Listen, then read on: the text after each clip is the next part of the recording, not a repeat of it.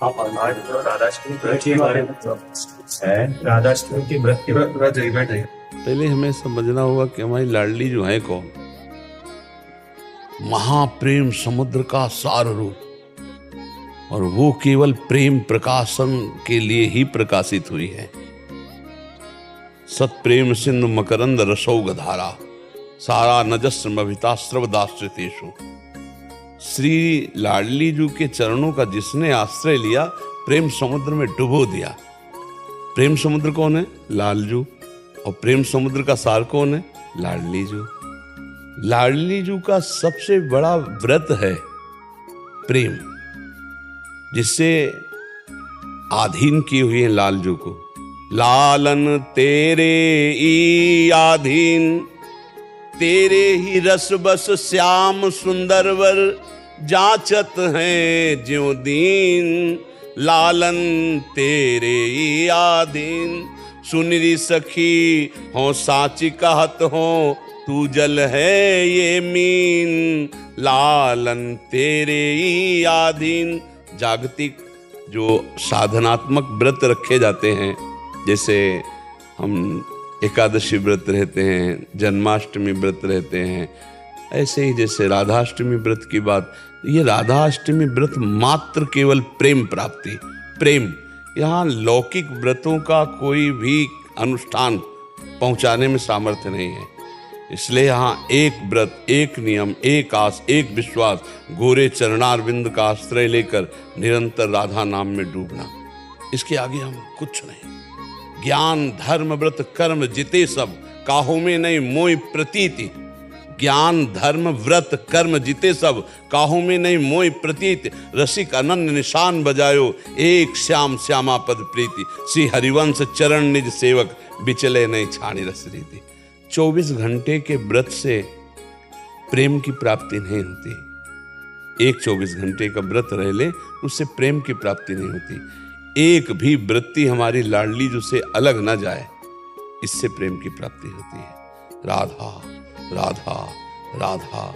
एक क्षण भी गोरे चरणारविंद का चिंतन न छूटे, एक भी क्षण लाडली जू का भरोसा ना, हमारे माई श्यामा जू को राज भरोसा ना छूटे। मेरी महारानी श्री राधा रानी, हम इसी व्रत की महानता समझते हैं, जो आजीवन एक व्रत एक भरोसा एक, उसके हृदय देश में किशोरी जू का प्रादुर्भाव हो जाता। श्री राधिका इस व्रत में हृदय के निकुंज, नारायण या गौर श्याम को हृदय निकुंज बसाइए। वृषभानु भवन में जो प्रकट हुई, उनके लिए जो व्रत की बातें हैं, तो साधारण ग्रंथों में भी वर्णन है, लेकिन असाधारण जब हमारे इस हृदय रूपी कुंज में लाडली जू का प्रादुर्भाव हो, तब हम समझ पाएंगे कि हमारी प्रिया जू क्या है। जो वैदग्ध सिंधु अनुराग रसैक सिंधु, वात्सल्य सिंधु रति सांद कृपैक सिंधु, लावण्य सिंधु रमृत छवि रूप सिंधु। श्री राधिका स्फुरत में हृदय केल सिंधु। मेरे हृदय रूपी सिंधु में मेरी महारानी जो प्रकाशित, इसके लिए प्रेम व्रत है। आंसुओं से भिंगो भिंगो कर राधा नाम जपना, और जो मिल जाए ब्रजवासियों की टूक उदर में डाल लेना। लाडली हा प्रिया हा किशोरी, इस व्रत से प्रिया जू की प्राप्ति होती है। और लौकिक व्रतों में तो प्यारे जू के जन्म के उत्सव मनाते ही हैं, उनको प्रायः सब जानते ही हैं। व्रत जो है अनन्य व्रत रखकर उनके चरणारविंद में, और पूरे जीवन की एक एक वृत्ति, एक एक श्वास, एक एक मिनट उनके चरणों में समर्पित कर देना, इसी से प्यारे जू की प्राप्ति होती है।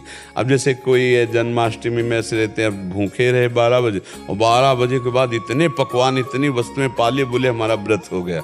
हम इन व्रतों का कोई खास महत्व नहीं रखते हैं। थोड़ी सी भूख रख गई तो भोजन की चिंतन वृत्ति रही, बाद में भोजन पा लिया, और मान लिया श्री कृष्ण का हम व्रत रह गए, जन्माष्टमी या राधाष्टमी का हम व्रत रह गए। ये व्रत तो ये है कि वो तड़पन, वो भूख, वो प्यास प्रतिपल बढ़ती जाए प्यारे जू के दर्शन की, प्यारे जू के मिलन की, और हम अपने देह भाव का विस्मरण करके उनकी किंकिरी मंजरी सहचरी दासी बनकर उनकी सेवा में, ये हमें व्रत समझ में आया है। आठों पहर उनके चिंतन में डूबना। और व्रतों में जो श्री जी के व्रतों में तो साधारण व्रतों का तो सब कोई जानता है कि भाई दूध फल आदि का आहार करके, और हम लाडली लाल के लिए एक दिन रहे, इसका हमें कोई खास महत्व नहीं। एक रोटी ब्रजवासी की खा लो, और पूरे दिन रोते हुए किसी कुंज में बैठ के राधा राधा जपो, इससे बड़ा कोई व्रत नहीं। हमारी जो पकड़ आई है, हमारी जो पकड़ आई है कि कूटू का पूड़ी, सिंघाड़ा का हलवा, ये हमारी श्री जी के प्रसन्नता के हेतु तो नहीं होंगे। श्री जी की प्रसन्नता के हेतु होगा जब हमारे आंसू बहते रहें और श्यामा हा प्यारी हा लाडली, जैसे भवन में आप वृषभानु की प्रकाशित हुई, ऐसे मेरे हृदय रूपी भवन में प्रकाशित हो। महारानी अब जिया नहीं जा रहा आपके बिना। हमें कुछ ऐसा लगता है कि इसी व्रत से जीव का परम कल्याण होता है। शारीरिक, मानसिक और स्वाभाविक हमारी एक एक प्रवृत्ति श्यामा श्याम में चली जाए, यही सब शास्त्र का स्वाध्याय, सब साधना, सब व्रतों का फल है। अगर ये फल ना आया तो सो सब धर्म कर्म जरि जाओ, जोग कुजोग ज्ञान अज्ञानु, जाने राम प्रेम परधानु। प्रेम नहीं प्रकट हुआ तो जीवन का कोई लाभ नहीं। क्यों महाराज, आपकी क्या इसमें राय है? रहते हैं जैसे घर वाले को पूछ रहे थे जी, तो इसलिए हाँ, इसमें खास बात यह है कि प्रातःकालीन बेला में तो कुछ ना लेना चाहिए, क्योंकि महारानी जो प्रकट होती है और प्रकट होने के बाद महारानी जी का अभिषेक होने के बाद उनका चरणामृत लेने के बाद फिर कोई और नियम धारण करने की जरूरत नहीं। जो प्यारी जी का भोग लगे चक्क पाओ। जैसे श्री कृष्ण जी का प्रादुर्भाव हो गया तो हम उत्सव मनाते हैं ना, 12 बजे के बाद फिर पंजीरी है, चरणामृत है सब। तो हमारी प्यारी जी का प्रादुर्भाव प्रातःकालीन बेला पर हुआ।